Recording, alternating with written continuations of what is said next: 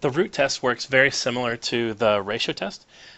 This test is not as frequently used as the ratio test, but when it's useful, it's pretty useful. So it starts the same conditions. This can be any series.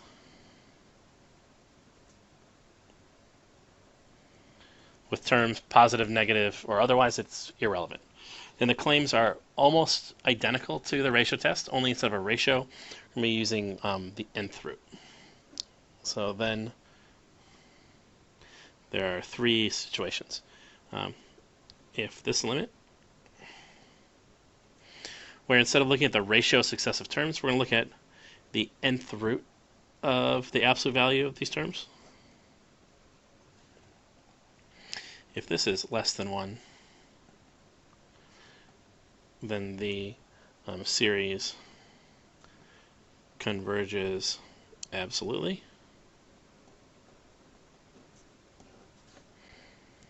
That 2, if that same limit of the nth root of the absolute value of the individual terms is bigger than 1, then the series diverges.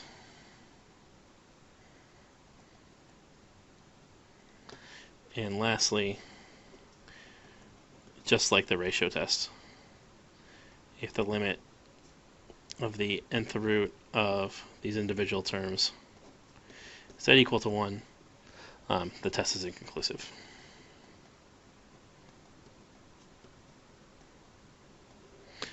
Inconclusive. Again, this test doesn't come up that often, but when it does, it's useful. It's really the most useful when the index of the sum is somewhere in an exponent, because nth roots of those exponents will in a weird sense cancel out. So, for example, here's a sum that I think the root test would be really useful for, because there's the index appears in the exponents in both terms, numerator and denominator. So let's apply the root test. The root test. That says we need to look at this limit as n tends to infinity of the nth root of e to the 2n over n to the n. The nth root is like to the 1 over n power, so raising the numerator and the denominator to 1 over n power, that's like e squared over n. E squared is a constant, it's just whatever e times itself is, but n is growing.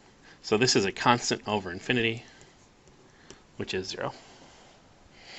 Therefore, the series converges by the root test.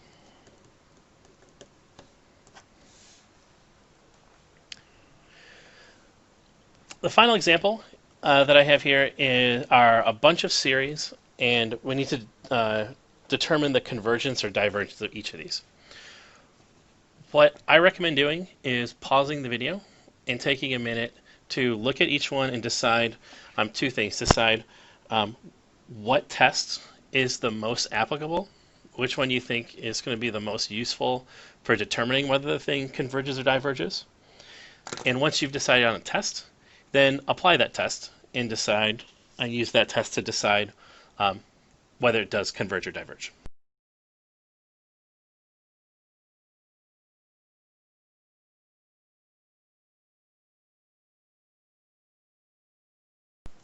Okay, this first one. Whether this converges or diverges, if you look at the limit of the individual terms, the limit of n plus 1 over 3n plus 1, that's like, if you look at this as limit, the limit of the individual terms is 1 over 3. So this diverges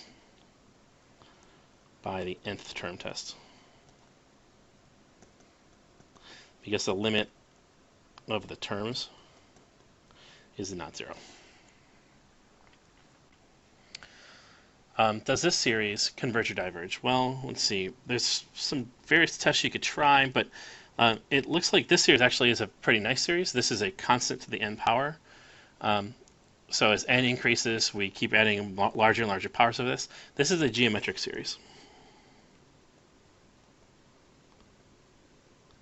And since this is a geometric series, we know a very easy test to see whether geometric series converge or diverge. You just need to know what the common ratio is. If the common ratio is bigger than 1, it converges. If it diverges. If it's smaller than 1, it converges. Pi over 6, you can check in your calculator, is less than 1. So this converges.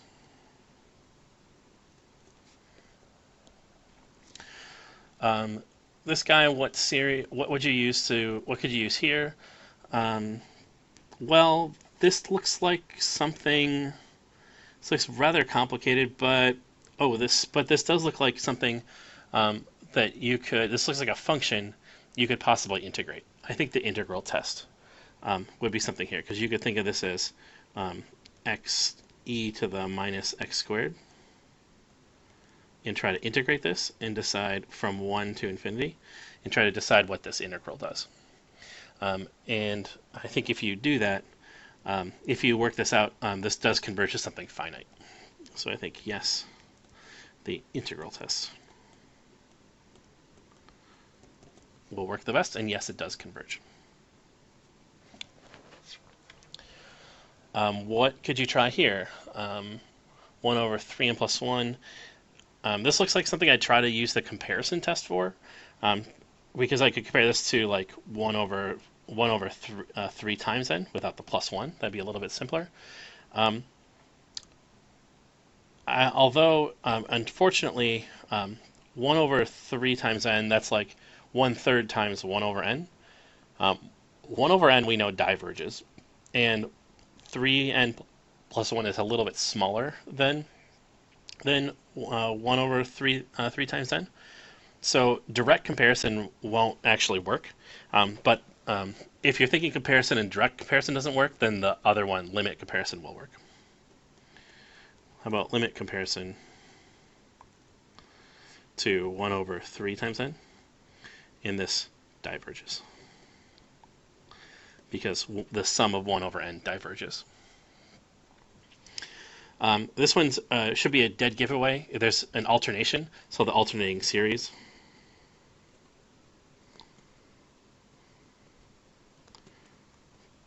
Should be your winner.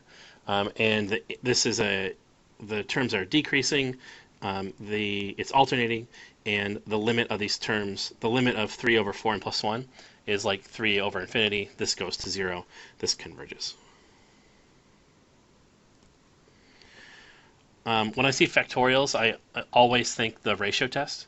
I think the ratio test is the thing to use here. Factorials are kind of the giveaway. If you look at the ratio, you'll find that this ratio is in fact greater than 1.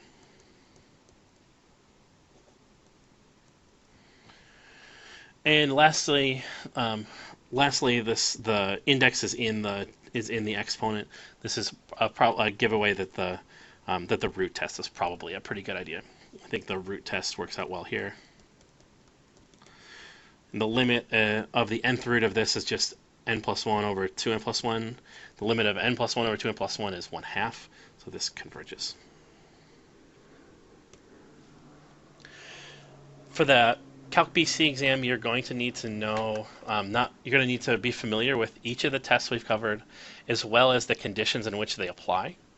So I think would be a really, really good idea to, if you haven't already, to construct somewhere in your notes or your notebook a chart of what each of these tests are and when they convert and when they apply. I think that would be a really smart idea for future studying for tests in this class and for looking ahead to the AP Calc exam.